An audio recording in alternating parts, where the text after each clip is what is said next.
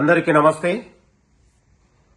ఈరోజు మాజీ మంత్రి హరీష్ రావు గారు ఇవాళ నిరుద్యోగుల గురించి లేదా ప్రభుత్వ ఉద్యోగాల నోటిఫికేషన్ల గురించి మాట్లాడితే ఇవాళ దయ్యాలు వేదాలు వల్లించినట్లాగా ఇవాళ సిగ్గనిపిస్తా ఉంది. హరీష్ రావు గారు మాట్లాడితే 10 ఏళ్లలో హరీష్ రావు గారు ఎన్ని ఉద్యోగాలు ఇచ్చిండు, ఎన్ని ప్రభుత్వ ఉద్యోగాలు లీకేజ్ అయినాయి, ఎంతమంది నిరుద్యోగులు ఆత్మ బలిదానాలు చేసుకోరు మీ నిర్వాహకం వల్ల, మీ పాలనలో. కనీసం మీ హాయంలో ఏ ఒక్క రోజన్నా నిరుద్యోగుల గురించి కానీ మాట్లాడారా? ఏ ఒక్క రోజన్నా ప్రభుత్వ ఉద్యోగాల గురించి సమీక్ష చేశారా? ఏ ఒక్క రోజన్నా ప్రభుత్వ ఉద్యోగాల గురించి, నిరుద్యోగుల గురించి బహిరంగ సభలలో లేకపోతే ప్రభుత్వ వేదికలలో ఆనాడు ఉన్నటువంటి మీ మామ, ఆనాడు పనిచేసినటువంటి ముఖ్యమంత్రి పనిచేసిన కేసీఆర్ ఏ ఒక్క రోజన్నా ప్రభుత్వ వేదికల మీద గాని, మీరు గాని, మీ బావమరిది గాని ఏ ఒక్క రోజైనా మీరు మాట్లాడారా అని నేను హరీష్ రావు గారికి విమర్శిస్తా ఉన్నాను, సవాల్ చేస్తా ఉన్నాను. మా ముఖ్యమంత్రి గారు రేవంత్ రెడ్డి గారు వచ్చిన ఏడాదిలోనే 65,000 ఉద్యోగాలు భర్తీ చేసి ఇదే పక్కనున్నటువంటి ఎల్బీ స్టేడియంలో నియామక పత్రాలు ఇచ్చి నిరుద్యోగుల జీవితాల్లో వెలుగులు నింపినటువంటి ప్రభుత్వం ఇది ప్రజా ప్రభుత్వం అనే విషయాన్ని హరీష్ రావు గారు గుర్తు తెచ్చుకోవాలి. మీ హయాంలో గ్రూప్ 1 లీకేజ్ అయింది, 2 సార్లు రద్దు చేసిర్రు. ఇంటర్మీడియట్ పరీక్ష లీకేజ్ అయింది, 35 మంది విద్యార్థులు ఆత్మ బలిదానాలు చేసుకున్నారు మీ నిర్వాహకం వల్ల. కనీసం ఇంటర్మీడియట్ పరీక్షలు కూడా నిర్వహించలేని దద్దమ్మ ప్రభుత్వం ఆనాడు బీఆర్ఎస్ ప్రభుత్వం అనే విషయాన్ని గుర్తు తెచ్చుకోవాలి. సింగరేణిలో లీకేజే, ఏఈఓల లీకేజే, అగ్రికల్చర్ల మీ ఆయంలో లీకేజే పరీక్షలలో. ఇవాళ ఉన్నటువంటి ప్రతి పరీక్షలలో గ్రూప్ 1 గ్రూప్ 2 అన్ని పరీక్షలలో లీకేజీ ప్యాకేజీలతోని నిరుద్యోగులకు ఉరితాడుగా ఆనాడు బీఆర్ఎస్ ప్రభుత్వ పాలన కొనసాగింది. కాబట్టి నిరుద్యోగులందరూ ఏకతాటికి వచ్చి బీఆర్ఎస్ పాలనకు ఉరితాడు వేశారనే విషయాన్ని గుర్తు తెచ్చుకోవాలని హరీష్ రావు గారు చెప్తా ఉన్నాను. ఇక ఇంకోపోతే హరీష్ రావు గారు అగ్రికల్చర్ యూనివర్సిటీలో లీకేజ్ గురించి మాట్లాడండి. అగ్రికల్చర్ యూనివర్సిటీలో జరిగిన అది లీకేజ్ గాని, అది ప్రభుత్వానికి గాని, అక్కడ ఉన్నటువంటి అధికారులకు కూడా సంబంధం లేదు.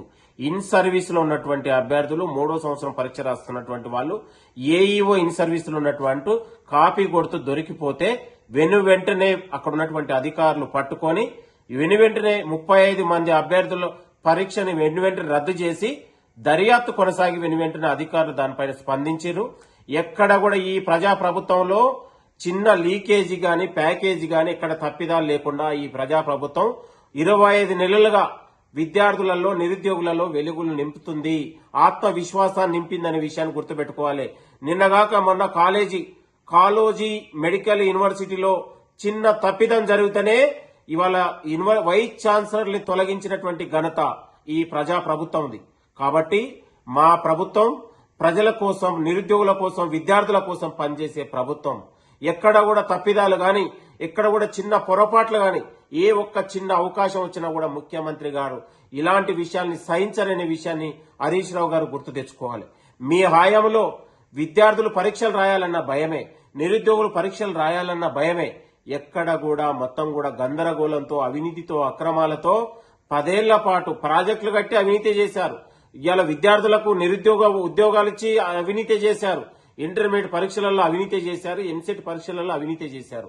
మీరు ఇలా మా ప్రభుత్వం గురించి, ఈ ప్రజా ప్రభుత్వం గురించి, కాంగ్రెస్ ప్రజాపాలన గురించి మీరు మాట్లాడితే తెలంగాణ ప్రజలు నవ్వుకుంటా ఉన్నారనే విషయాన్ని హరీష్ రావు గారు గుర్తు తెచ్చుకోవాలి. ఇది ప్రజాపాలన, నిరుద్యోగులకు ఉద్యోగాలు ఇచ్చే ప్రభుత్వం. ఆల్రెడీ ఏడాదిలోనే 60,000 ఉద్యోగాలు ఇచ్చారు. మరికొన్ని రోజులలోనే నిరుద్యోగులకు మరొక శుభవార్తను ప్రభుత్వం అందించబోతా ఉంది. ఇది నిరుద్యోగుల పక్షపాతి, ఉద్యోగాలు ఇచ్చే ప్రభుత్వం. ఆల్రెడీ మా శ్రీధరబాబు గారి వాక్యాల్ని కూడా, మంత్రి శ్రీధరబాబు గారి వాక్యాలు, ఇవాళ శాసన మండలిలో మాట్లాడినటువంటి వాక్యాల్ని కూడా మీరు వక్రీకరించి దాన్ని ఒక నిరుద్యోగులలో వ్యతిరేకతను పెంచే కుట్రని మీరు ప్రేరేపించారనే విషయాన్ని కూడా నేను హెచ్చరిస్తా ఉన్నాను. ఇవాళ ప్రభుత్వ ప్రకటనల్ని, ప్రభుత్వం పెద్దలు, మంత్రులు, ముఖ్యమంత్రి గారు మాట్లాడే మాటల్ని మీరు వక్రీకరించి విద్యార్థుల మధ్య, నిరుద్యోగుల మధ్య, ప్రభుత్వానికి ఉన్నటువంటి అనుబంధాన్ని, సంబంధం మధ్య మీరు విద్వేషాలను రెచ్చగొట్టే పనిలో బీఆర్ఎస్ మీడియా పనిచేస్తుందనే విషయాన్ని గుర్తు చేస్తా ఉన్నాను.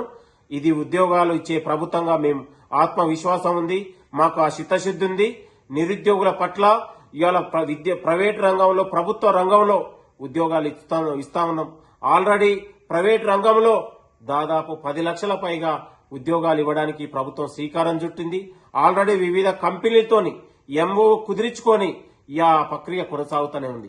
అదే విషయాన్ని శ్రీధర్ బాబు గారు అసెంబ్లీలో చెప్పితే కూడా దాన్ని వక్రీకరించి ప్రభుత్వ ఉద్యోగాలలో కొంతమందికే మనం ఇవ్వగలుగుతాం, కానీ ప్రైవేట్ రంగంలో అవకాశాలు ఎక్కువ మనం ఇవ్వగలుగుతామని చెప్పిన విషయాన్ని మీరు వక్రీకరించి ఇవాళ విద్యార్థుల మధ్య, నిరుద్యోగుల మధ్య విద్వేషాలు ఇవాళ రెచ్చగొట్టే అవకాశాలు మీరు పూనుకుంటున్నారు. ఇది సరైనది కాదని మేము హెచ్చరిస్తా ఉన్నాం. హరీష్ రావు గారు, మీరు మాజీ మంత్రిగా 10 ఏళ్ల పాటు పనిచేసిన మీరు ఇవాళ తన స్థాయికి మించి ఇవాళ మీరు ఒక ఆజ్ఞానిగా మాట్లాడడం అనేది చాలా సిగ్గుపడతా ఉన్నాం. అగ్రికల్చర్ యూనివర్సిటీలో జరిగినటువంటి తప్పిదమేందో మీకు కనీసం అది కూడా మీరు తెలియకుండా దాన్ని ఒక లీకేజ్గా అది ఒక పెద్ద దానిలాగా మీరు మాట్లాడడం అనేది కూడా సరైనది కాదని మేము కోరుతా ఉన్నాం. ఇది మా ప్రజాప్రభుత్వం, ఇది ప్రజల కోసం పనిచేసే ప్రభుత్వం, ప్రజలు తెచ్చుకున్నటువంటి ప్రభుత్వం అనే విషయాన్ని హరీష్ రావు గారు చెప్తా ఉన్నాను. ఇది కుటుంబ పాలన కాదు. మీలాగా ఇవాళ ప్రజాపాలనలో ఏ ఒక్కరు అవకాశం లేకుండా సమిష్టి నిర్ణయాలతో గౌరవ ముఖ్యమంత్రి రేవంత్ రెడ్డి గారు ఈ రాష్ట్ర అభివృద్ధి కోసం, విద్యార్థుల భవిష్యత్తు కోసమే ఇలా జీవితం అంతా అక్కడ పణంగా పెట్టి పనిచేస్తున్న విషయాన్ని గుర్తు తెచ్చుకోవాలని మేము హరీష్ రావు గారికి హెచ్చరిస్తా ఉన్నాం. దయచేసి ఒక మాజీ మంత్రి హోదాలో కనీసం మీరు వాస్తవాలు చెప్పే ప్రయత్నం చేయండి. పొద్దున లేస్తే అబద్దాలతో, విష ప్రచారాలతో తెలంగాణ ప్రజల్ని గందరగోళపరచకండి మరొకసారి హరీష్ రావు గారికి విజ్ఞప్తి చేస్తా ఉన్నాను. నమస్తే, thank you. Me Chenagani Dayakar, Congress party general secretary.